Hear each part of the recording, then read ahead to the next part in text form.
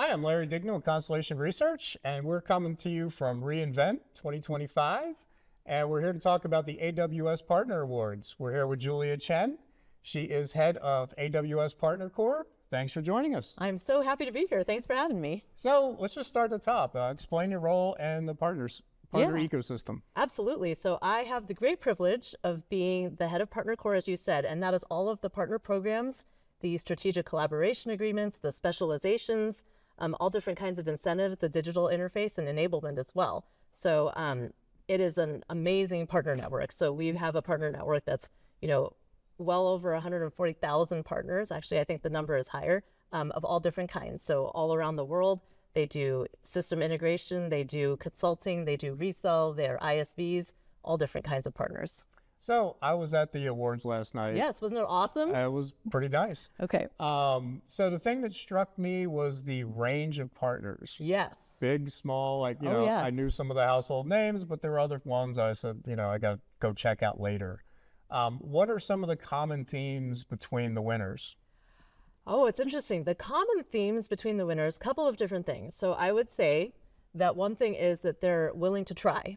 So the winners are very innovative. They're willing to try new things. So we're putting out new, we launch new things at reInvent every single year and all throughout the year.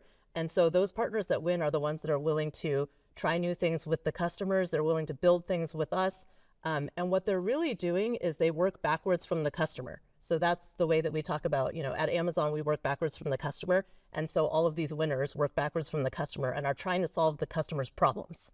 So very rarely are they just selling technology to a customer, but they're actually trying to work back from what the customer needs. So it's more outcome focused? Yes, it's definitely more outcome focused. And we're seeing the market move in that direction, but some of our best partners have been doing that from the start. So what are some of the best practices you see from partners that were, among the winners? So if I think about the winners, the best practices are, I would say a couple of different things. So I would say that they're willing to pivot. So they'll try things, and if it doesn't work, they pivot. They're very communicative. So they're communicative to the customers to understand what they need, but they're also very communicative with us. So they ask us frequently, what are the new things coming down the line? What are the new products? What are the new services? What are the new programs? Like, what are you seeing? They frequently ask us where we're seeing customer demand. And so I think that they're very curious. And they go out there, they try things, and when they find something that works, they scale it quickly, right? Through a lot of automation and AI these days. So it's really about co-innovation. Yes, totally. And that's always been the recipe. And it's a back and forth with you going to the client, or I guess what's the interplay there? The interplay is, so these partners have a whole book of business and they have a whole bunch of customers. And so they sell alone sometimes. So sometimes they go alone, sometimes they co-sell with AWS sellers, and sometimes they work with other partners as well. So there's not sort of one mold for the way that they approach their customers. I would say there's many different ways that they go about it. And so I think the one thing that they have in common is that they are always attuned to the latest technology. I think that's important. And they're always, like I was saying, they're always willing to try different ways of approaching the customer, different ways of approaching the problem. We do different deal structures and offers and things like that. And so with that, they figure out what the recipe that works for that particular customer is. So how is AI changing the game with partners and AWS, like, Accenture? They talked about Agent Core, Yes. which is, basically been out 6 months or so. Yeah. How is AI agents basically changing the whole engagement? Oh, it's amazing. So we talked about the importance of business outcomes to the customer. So the customer doesn't wake up and say, I want to buy LLM, right? That's not what they're doing. The customer has to solve a problem. And the partners that succeed are the partners that figure out how to solve the problem. But AI has added a whole layer of acceleration and amplification to the way that they solve the problem, which is very, very exciting.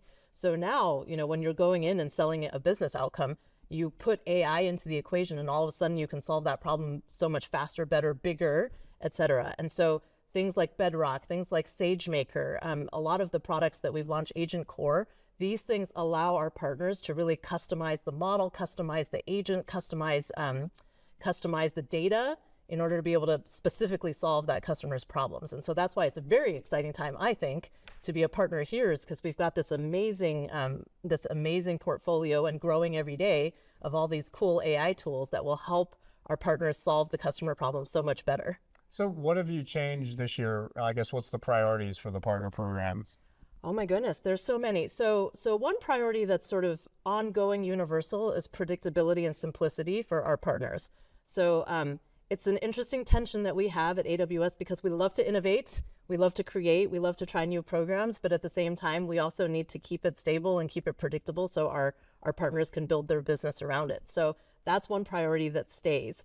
Other priorities have been around, I mean, right now it's definitely around security and AI. And so you hear all the launches that have happened. We've also created an AI competency. So last year we had a GenAI competency and it's been very successful. It's been the fastest uptake of a specialization that we've seen here.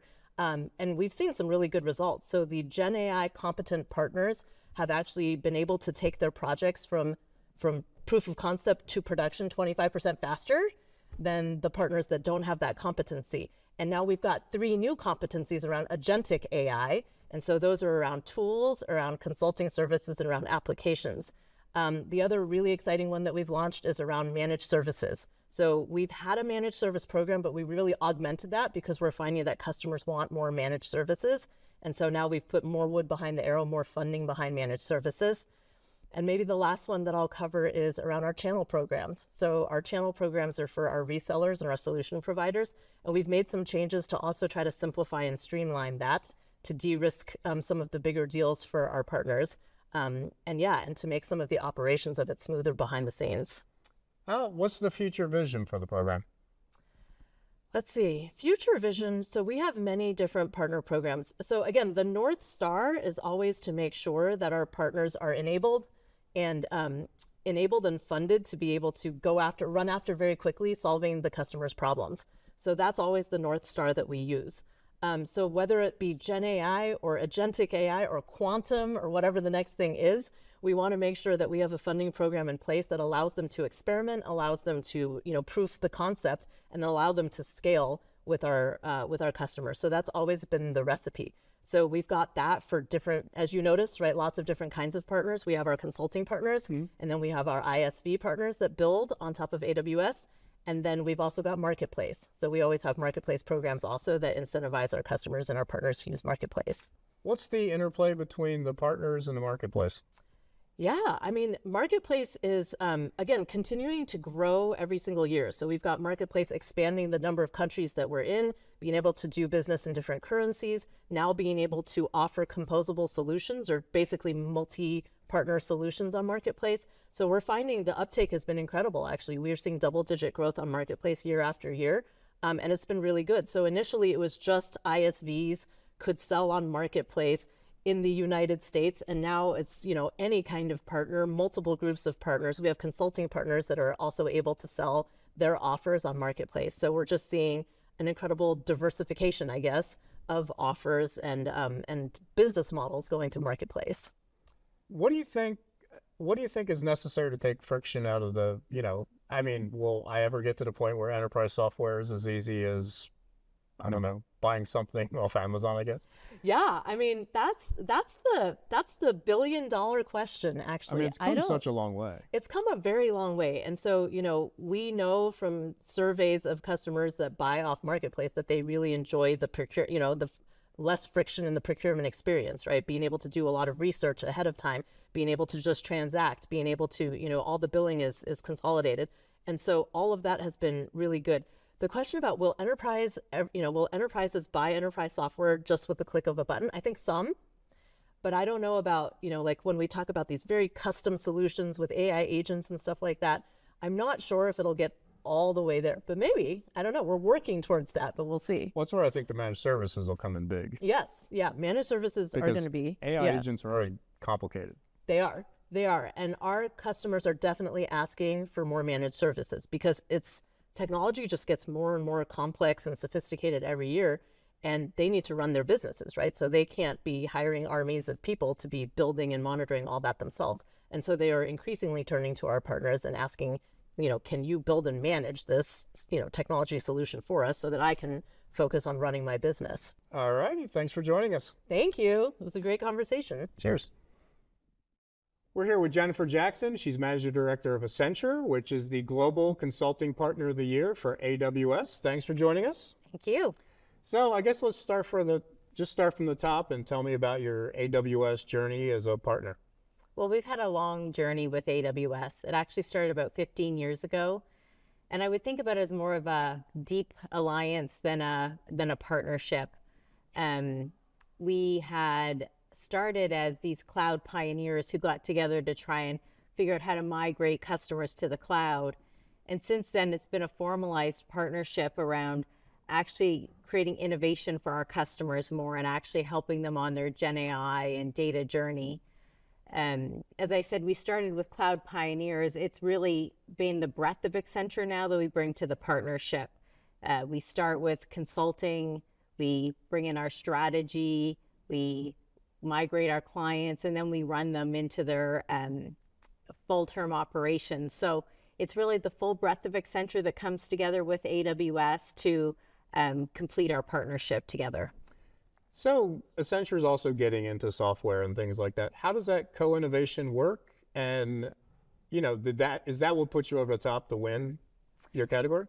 Well, I would say, I don't know if it put us over top to win the category, but what I would say is we are happy to experiment and listen to our clients' needs to really bring the best of both companies. And in the example where we won, we actually did come up with a really neat solution around fraud for our customer. And I would say that is one of the reasons, because we were willing to take chances together, to innovate together, and to really build something new, which is a product, which has really benefited the customer in some phenomenal ways. What was the give and take between Accenture, the client, and AWS? I'd like to think it was all give, but there's obviously always, I would say more, less around take, but more around understanding the journey that you need to go on together. When we started, there was a lot of discussion around what you must bring to the table in order to be successful, especially when you do something around building, we call it the digital brain. And to do that, you really need to think differently about how you store your data. You need to think differently about governing and having responsible AI practices. You need to think differently around your long term and how you sustain. And I think having open conversations about that upfront and how you manage long term is really a lot of the discussions that were had to make sure we could build something that everyone was happy with. So with the project, what were some of the outcomes? We've had some phenomenal outcomes. The solution we built is for fraud detection and analysis. And that is because of the risks today that we're seeing with deep fakes and cyber threats. And so really the solution we built based on a modernized data layer has helped them detect fraudulent activities faster for their customers. And there used to be analysts that would have to do this review and try and catch these issues. The reduction we've seen is about a 40% time reduction for the analysts' activities. And then furthermore, from an accuracy perspective, about 25% improvement in accuracy of trapping some of these issues within the system. So great outcomes. I think we'll see even more as the solution continues to mature, but it's been very positive to date. So what's next for the solution? Is it a case of, will there be more iteration on it? Or how does it work? You won an award, I assume you can't just stop. No, it's actually the opportunities are endless, and it's from two perspectives. I think the one is we have built a data marketplace now for this customer. It's got about 500 data products in it. So this customer can now access those multiple solutions. They can use it for new platforms and other areas of the business. So the opportunities are literally endless. And then we also built agents to help them on how they work. So not only can they take advantage of the data products in the data marketplace, they can also use these agents to do the work faster to build new platforms. So you have agents that help with metadata analysis and pipeline management. So between the products they have combined with the solutions to do the work, they can literally do anything with their data now. And I'm assuming you brought that process know-how to that equation. We brought a lot of the expertise in the industry in banking, and a lot of the know-how on how to run the programs. We use this AWS services, especially Bedrock Agent Core was part of the solution. And then, the client obviously brought their know-how and their industry savvy as well. So it was really a, tri-party relationship to bring it all to life. How is AI changing, your business in terms of consulting and, just cloud AI? How's the business changing? It's funny you say cloud AI. We used to always say cloud and data, and now to your point, it's cloud and data and AI. Actually, it's all three. Yeah, exactly. But yeah. So it's really expanded the definition for us. It's changing everything, including the way we work, the way we solution our work. We've been really curious. So we recently, my business had a research study around. We actually just sat with a lot of CIOs and talked to them about AI and, what is their adoption and how is it going? And many of them were still struggling. And those who weren't had 4 things in common. And it was literally all of them had the same 4 things. It was they were committed to building a strong data foundation. They were committed to going fast and re-engineering any process that held them back. They had a long-term vision, so this wasn't just something that they were going to do quickly, and they wanted to do it responsibly. And if they had all 4, they really could think about how they jumpstart, and then they reinvent. And so that is how we're looking at it in our business. You bring together those 4 components, and then you really bring that into how you reinvent a process, how you reinvent a function. And so consulting to me is now becoming about using cloud data and AI to reinvent how you do any part of your business. And as long as you have those 4 components, that is, the key to success. So final question. You mentioned, you were using Agent Core. What have you learned through using it? I mean, it's an early product. I guess, what have you seen with it so far? I think it's just, it's full suite. It has all the tools that you need to be able to go fast. It has the guardrails built in that one requires to be able to answer to a board, that, you have the right tools in place to do this responsibly, build agents with the right protection. So I think easy to use, all the right services, and it'll be a fundamental part of many of the products that we build for internally and also our customers. All righty. Thanks a lot and congrats. Great. Thank you so much. We're here with Maureen Little. She's from Ryder, which is AWS's GenAI Innovator of the Year. Congratulations. Thank you so much. So I guess let's just start from the top. What's the AWS Ryder relationship? Well, when most companies started with AI, they started thinking about the consumer. Ryder's been obsessed by the enterprise for 5 years now. And we needed a partner that would allow us the flexibility to really jointly develop, to have scale. So everything from our foundational model innovation to our platform, to the security and tools, all the way to the go-to-market has been a deep, deep partnership with AWS for many years. Yeah, I mean, Ryder's a fascinating company. I think the models are cool, and you're both playing in the AI agent space. So what's that mean for the enterprises? I guess, what do you hear from customers, and basically how do you get stuff done when it's changing every 2 minutes? Again, if you go back to when AI first came out, it was really focused on the consumer. So if you were at an enterprise and you were in the legal department or you were in marketing and you wanted to take advantage of it, you kind of didn't have the guardrails and controls to allow you to really leverage that. So while Ryder has guardrails and voice models and everything inside the LLMs themselves, we built a platform to allow the end business unit and IT to work in harmony. And where we really feel this is differentiated is we want to put AI in the hands of that worker. We want them to feel like they can be creative and innovative again.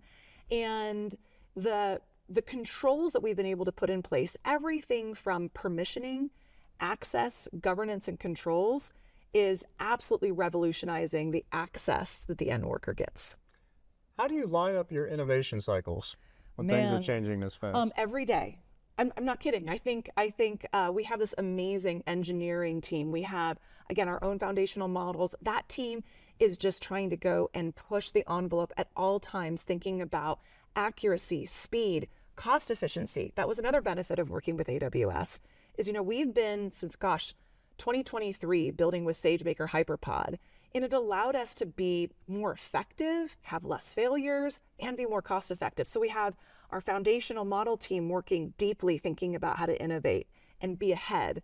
Then you've got the platform side, and we really are excited about what we launched just this morning, actually, which are supervised controls that allow that IT department to add new guardrails, right? To add alerts and policy and governance. But we don't want to leave out the IT department. We want the end user to feel thrilled with what they're doing. But if you leave out IT and the security team, they're not going to allow us to take AI where it can go. So even that experience, like the admin dashboard is beautiful and it's seamless and it's intuitive. And we wouldn't have been able to do that at the speed and at the launch capacity without AWS. In terms of the roadmap, what are you looking forward to? Oh, there's so many things. Well, when we think roadmap, we always want to improve and be better with what is core to our clients' needs. So really the connectors. So thinking of data or the systems of action that workers need every single solitary day. So we've really been pushing on MCP servers and any connectivity. We've been leveraging our knowledge graph, our RAG-based system knowledge graph, to really make sure that no matter where the data sits, whether it's structured or unstructured, you can safely and securely pull it into Writer. You're going to see a lot more innovation on our flexibility, because we just announced that clients can leverage models on Bedrock, not just Writer's Palmyra models, but other third-party models as well. So I think you're going to see just continued innovation that allows, again, IT to feel comfortable and confident, giving the power into the end worker's hands. All right. Thanks for joining us and congrats. All right. Thank you so much.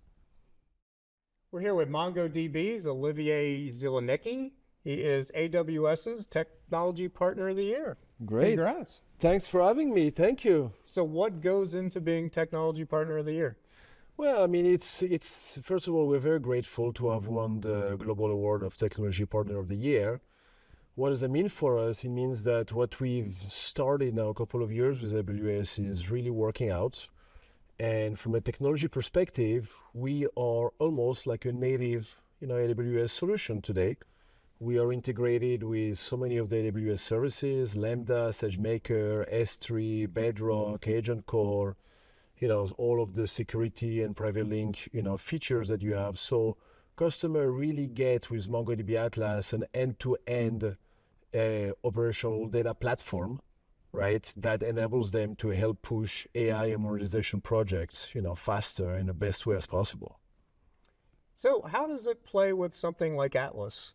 I mean, I know you started out, with your DB, and there was like almost co-opetition back in the day, and, right. And now it's Atlas. I guess what's the interplay there in terms of? So look, MongoDB Atlas is the managed service of MongoDB. It's available on all three clouds, and we've had a lot of the applications get deployed on AWS. It helps, the partnership with AWS helps accelerate, the consumptions, the services, but it makes also life of our customers simpler. For example, it's not only that we are on the marketplace and it allows simplified transaction, but also help retire, EDP of our customers. And then we've got all of the integrations that makes us feel almost like a native solutions of Atlas. So we provide the database or show data platform, right? AWS provide the infrastructure, but actually customer wants more than just this, right? Wants than just technology. We are truly innovation partners. And to give you a couple of results that we've accomplished together, Novo Nordisk, as their clinical solution report, we've helped by building an AI solution on MongoDB Atlas on AWS to reduce the time from 12 weeks workflow down to 10 minutes.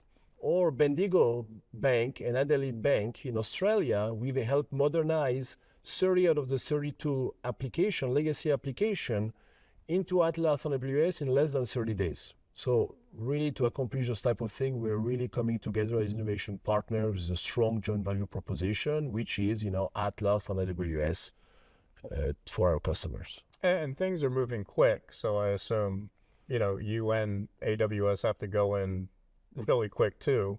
How's AI changing the workloads in terms of what enterprises are looking for out of applications? No, you're right, Larry. I mean, things are moving extremely quick, and customers today, they're not looking for more infrastructure, more managed service, right? They're more looking for more tooling, for more capabilities, which is why when you ask me about Agent Core and other AI applications, we've made sure to integrate with AWS most important AI services, Agent Core, Bedrock. But also we've created application modernization platform program, AMP, to help our customers modernize legacy application faster and cheaper, up to 90%, with the help of AWS go-to-market programs. So our customers today are looking to help for their partners to really be agile and help push faster and better AI and modernization projects. Yeah, because I guess any AI, whether it's agentic or otherwise, they got to get their data act together first. Yeah, I mean, you got to get your data together first. You got to store your data. You got to make sure, and MongoDB Atlas, you're able, as I said, on the example of Bendigo Bank and Adelaide Bank, we're able to bring applications from several different databases into one because MongoDB Atlas can handle transaction, vector, search, single query, etc., right? And that makes life for a customer much easier. Any final points? Anything I didn't ask I should have? No, I mean, I think I want to thank, our AWS executive, that's a couple of years ago, we started this program, we called it Reignite, and it really helped accelerate our joint growth, whether it's our co-sell on go-to-market on the ground with Greg Pearson, Rich Raffo, Tanuja, Jaime Valles as our executive sponsors, but also on the product side, right? We've really delivered incredible integrations, and we are providing an amazing joint value proposition to our customer and helping make them successful.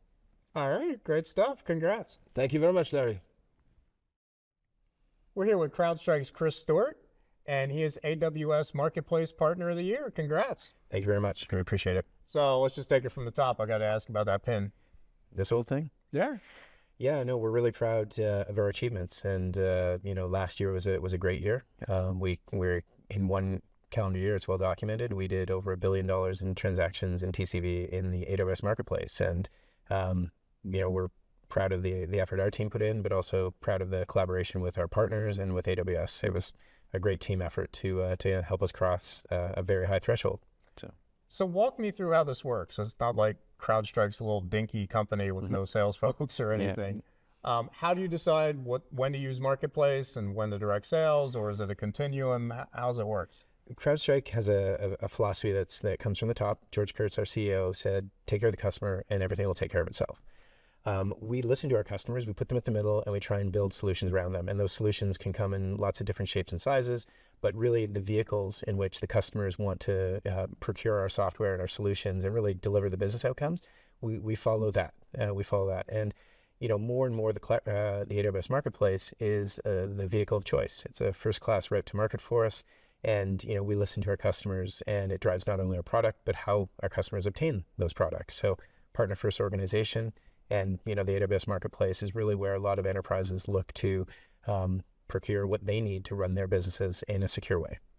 Is it large enterprise, smaller enterprises? I guess what's the mix? Yeah, no, it's geographic and customer segment size. It's all over the place in a good way. We're seeing, obviously large enterprises looking to consolidate their spend and identifying, where they can get the best economies of scale. So that's obviously a large enterprise play. But we are also seeing some born in the cloud organizations, very small office, home office type organizations who are doing through Marketplace procurement of our software. So it's, obviously there's, a big trend in large enterprise to really figure out what their spend is going to be from year to year and find the best way to get there and get the maximum value for their investment. So, it is all customer segments, to be honest with you, that we're experiencing this. How have you seen AI change in terms of the procurement process? I mean, I know your platform's all focused on, AI agents and all that good stuff for security. Yep. Obviously, AWS has Agent Core and all that. How's it changing sort of the customer relationship and use of Marketplace? Yeah, no, it's a really good question, and obviously there's enormous amount of focus on AI. Well, from our perspective, we're a security company, and we'll never change that. That's our roots. Security for AI and AI for security is two things that we are maniacal about, I guess, is one way, in a good way. So we're helping our organization or our partner or our customers, actually, for that matter, develop AI securely so that they can run their businesses more efficiently and take full power of what AI offers.